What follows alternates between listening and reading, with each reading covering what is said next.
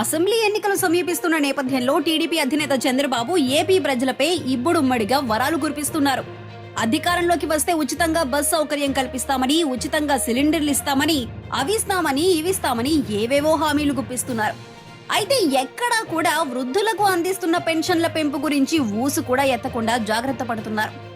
ఏపీలో వృద్ధాప్య పెన్షన్ పొందాలంటే 60 ఏళ్లు నిండి ఉండాలి. కానీ 60 ఏళ్లు పైబడిన వారిలో టీడీపీకి ఏమాత్రం ఓటు బ్యాంకు లేదు.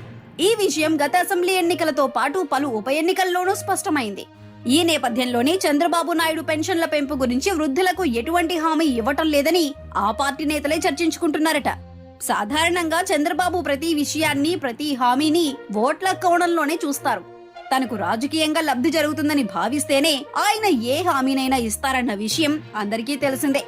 సంక్షేమ పథకాలు వృధా అని ఎప్పటి నుంచో ప్రచారం చేస్తున్న టీడీపీ జనసేన కూటమి అధికారంలోకి వస్తే వృద్ధాప్య పెన్షన్లకు సైతం భారీగా కోత విధిస్తారని, ఒకవేళ తొలగించినా ఆశ్చర్యపోవాల్సిన అవసరం లేదన్న చర్చ కూడా జరుగుతోంది.